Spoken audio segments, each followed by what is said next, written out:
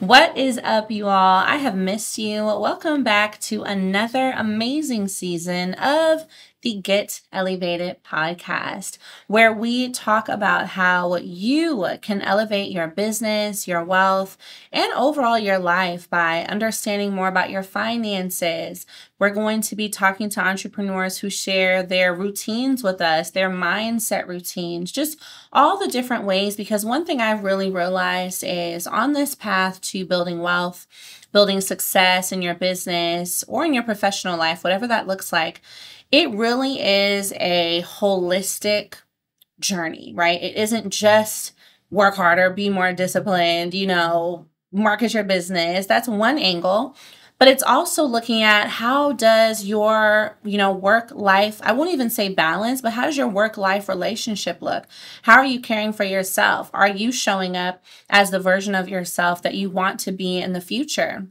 What do those investments look like? How are you taking some of your active income and turning it into passive income? It really is a matter of looking at how can we elevate our lives as a whole, not just elevate our money, not just elevate our relationships, not just elevate our mindset, but do each of these things in order to have a completely elevated life. So I'm really excited for this season. We'll be getting into some amazing things. We'll be getting into specifically how the steps you can take now will help us achieve this goal of closing the wealth gap. I'm going to talk more about this in today's episode, but if you are new here, make sure that you go ahead and subscribe to the podcast.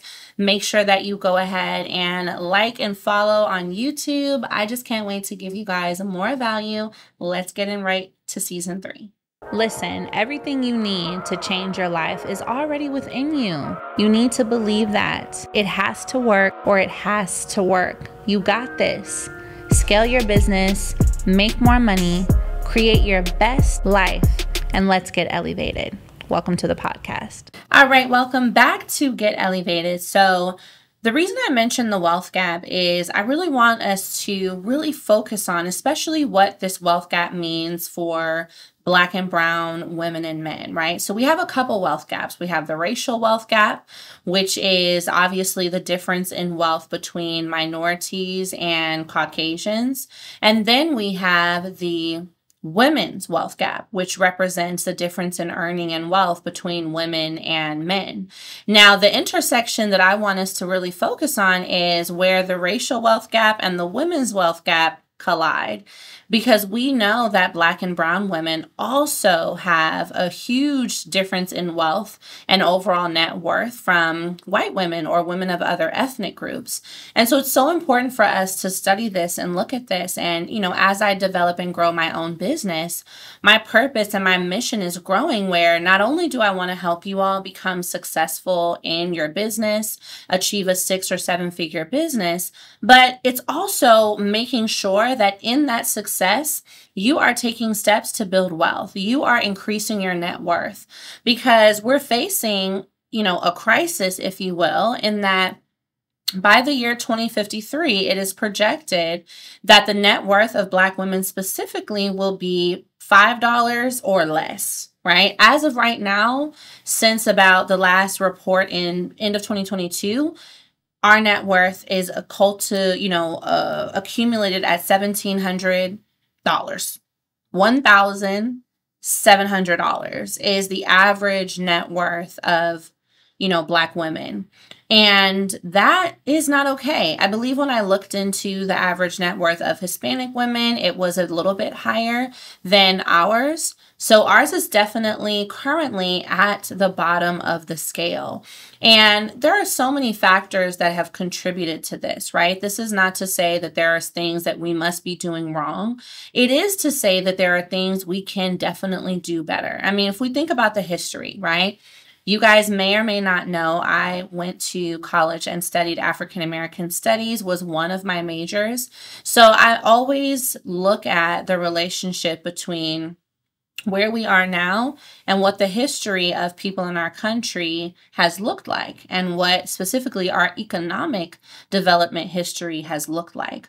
So when we are looking at us facing this $1,700 net worth in this moment and the potential of having a net worth that is as low as $5 or $0 in the next 30 years, this is something we must pay attention to.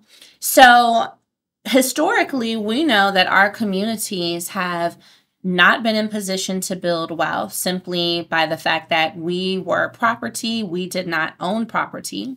Even when we began to own property, there were not clear rules in place that allowed us to actually transition that property generationally. So much of the time, if any one of our ancestors owned a piece of land or a business, we know the stories such as Black Wall Street. We know the stories where so many people lost their family land due to racism and white people taking it, quite literally taking it, or perhaps killing someone for it. I mean, we know this history, right? And if you don't know this history, then let me know and we can definitely talk more about it. So institutionally, there have not been rules and guidelines to support Black wealth being created and being sustained. It is definitely much better, right? Now we can have trust funds. Now we can have business entities. Now we can ensure that legally what we own, our property, is transferred to our next generation. But what we're seeing now is, yes, there are legal and institutional supports in place for it to happen, but the education isn't always there. The fact that Black women's net worth is $1,700 very much shows that the education and conversation around financial literacy, wealth literacy, business literacy isn't happening in our communities yet. That is a huge part of what I will be doing with my platform, what I want us to discuss here on the podcast. When we bring on guests and when I'm interviewing them, I want us to talk about what they have done to begin to build wealth in their family. What does that building wealth look like? What tips can they give for someone who may not be starting with a 6 or 7 figure business and might be starting with, a $30,000 or $40,000 salary? What are steps that we can actively take to increase our net worth? Because, the fact that net worth and wealth is synonymous with having hundreds of thousands or millions of dollars, I have a problem with that. We should be able to have the steps and the tools to grow and build our wealth and net worth, even when we are earning a regular salary, right? It shouldn't be that the net worth conversation only comes into play when you are already earning a lot of money. You can have a positive 6-figure net worth as a 9-to-5er with one home, right? That is still you taking steps to build generational wealth. That is you putting steps in place to ensure that your children, your grandchildren, your nieces and nephews, if you are someone that is not a parent yet, that they have something for them when you depart from here. We have to really normalize these conversations and see wealth as a birthright, not as something that only belongs to those who are already wealthy. Because if we continue to see it like that, then how will new people enter wealth if we only see it as something that you can only have if you're already wealthy? We have to really shift that conversation. So you guys can definitely expect to see on the podcast more diverse range of guests, but as well a bigger and more diverse range of questions. I want to know what steps, even you as our listener, what steps are you actively taking to help close the women's wealth gap, specifically as it relates to Black and brown women? What steps are you taking to build your own net worth?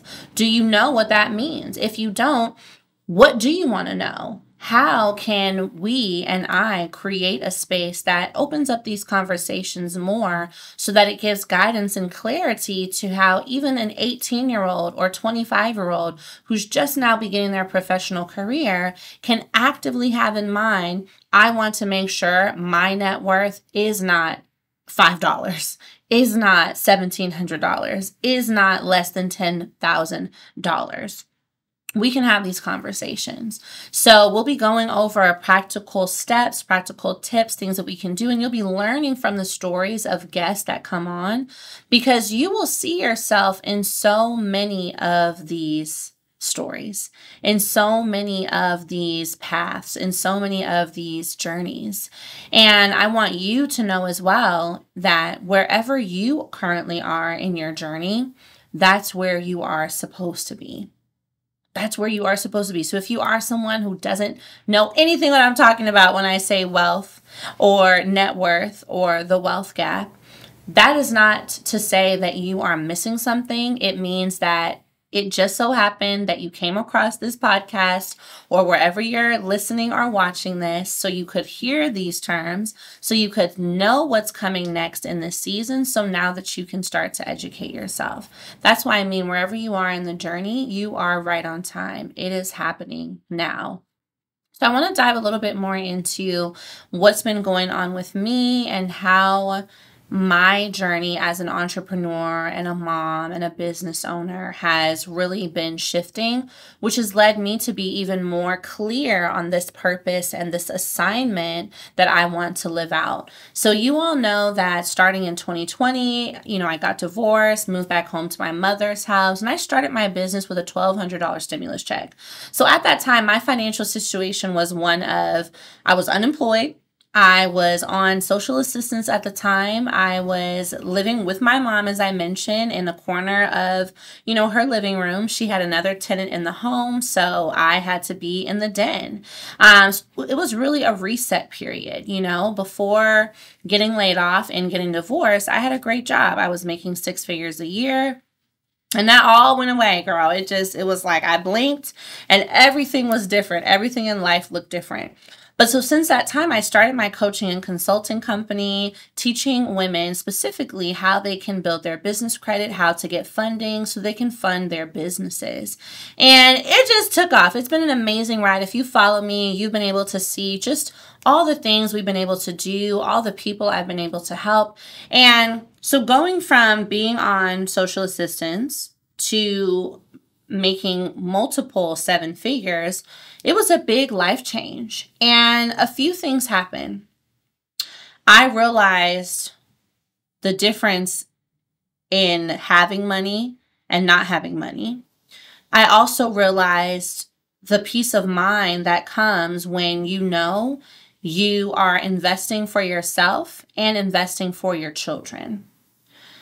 I've also seen how the access one has to things like healthcare, food, better food, right? Choices really comes along from having financial stability and security.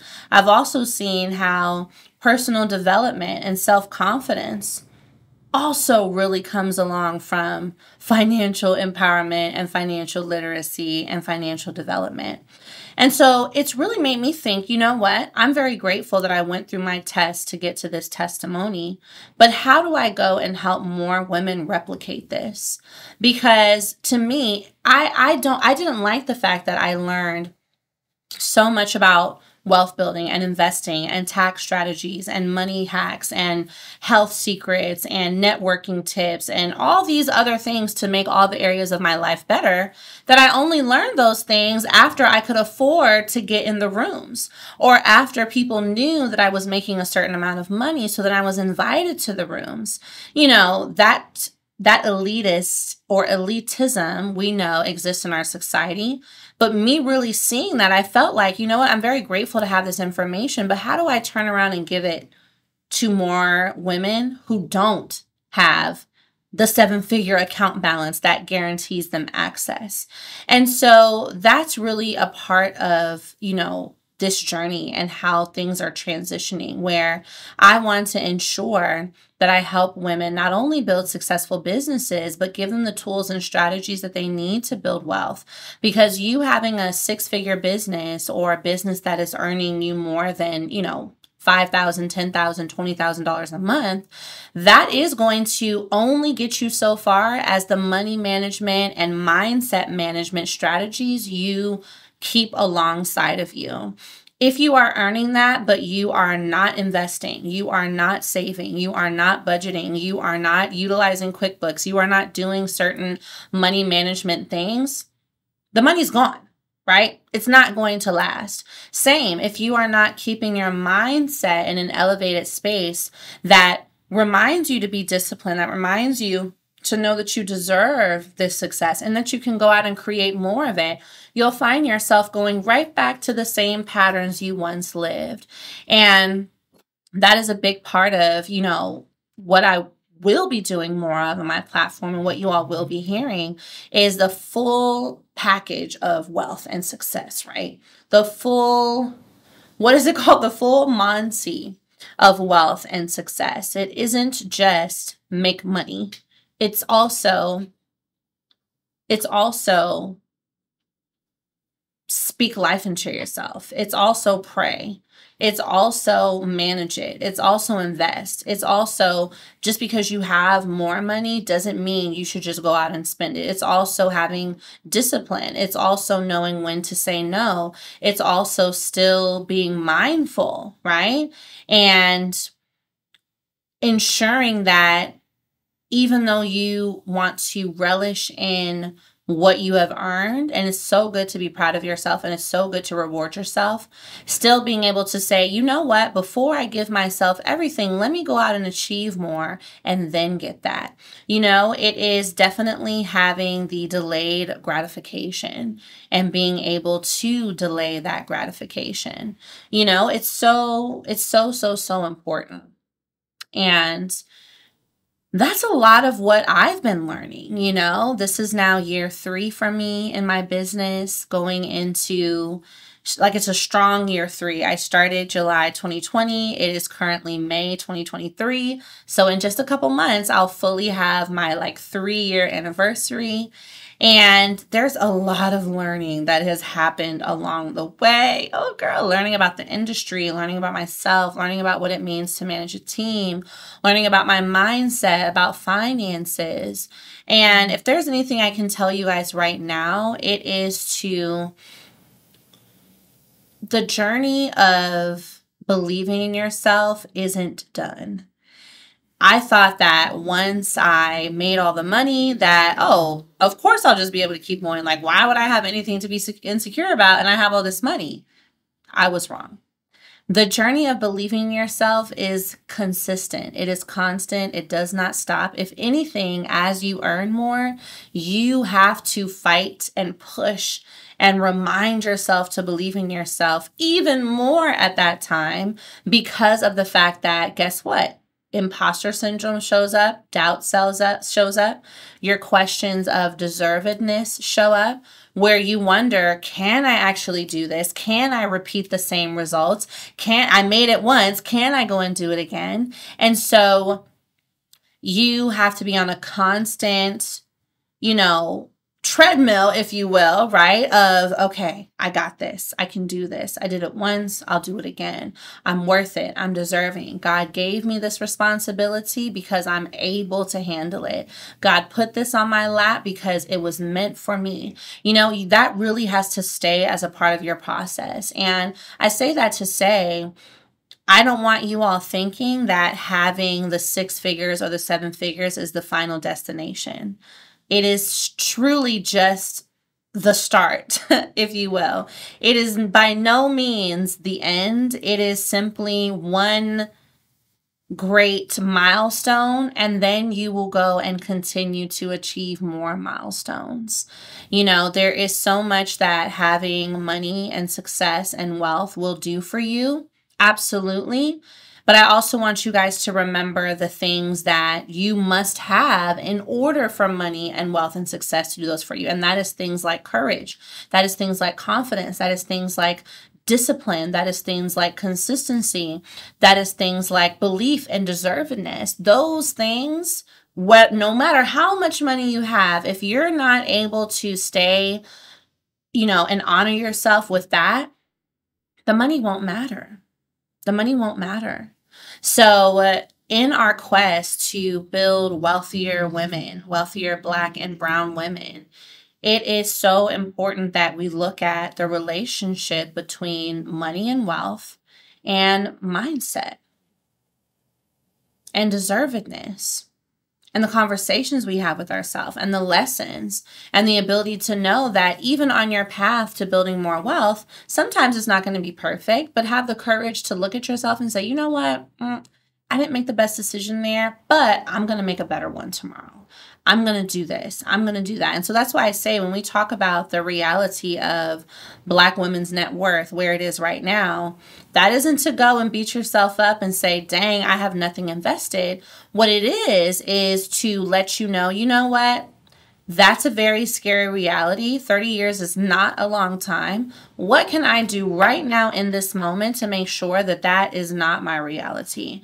Let me start investing. Let me understand what it means to save money. Let me focus on my credit. Let me make different financial decisions. Let me start to unlearn some of the financial bad habits that I've grown up in and embrace new ones. So we'll be talking about all of these things, we'll be talking about all of these things, making it really clear and accessible.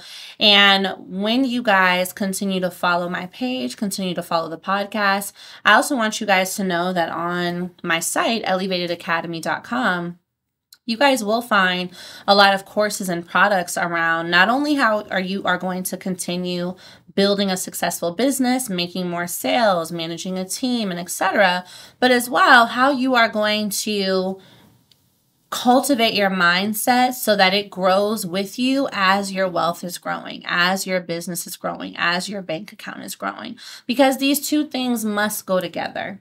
Your habits must reflect the bank account or the wealth or the net worth or the business that you say that you want. So I want you guys to send me some feedback. I want you to send me some guests that you're excited to see on the show. Who do you think would be a great conversationalist? Who do you think would have a lot to say on this subject? I also want you guys to DM me any of your questions. You can also email them to podcast@getelevated.com. I love to be able to do like a little section where I can read and answer some of your questions. And I'm really excited to, go on this journey and talk about building women's wealth as well as building women's lives, and what that means as a whole. Because I don't want you to just be financially wealthy. I want you to be holistically wealthy. Okay. So I will see you guys in the next episode. Bye. So if you want to be on the next episode of Get Ellievated, or if you want to be in touch with me and the team, then you can email podcast@getelevated.com or find me on Instagram and email me at hello@ellietalksmoney.com. Either way, we cannot wait to have you on the show and have you apply to be a guest for a part of the live business coaching. I'll see you guys soon.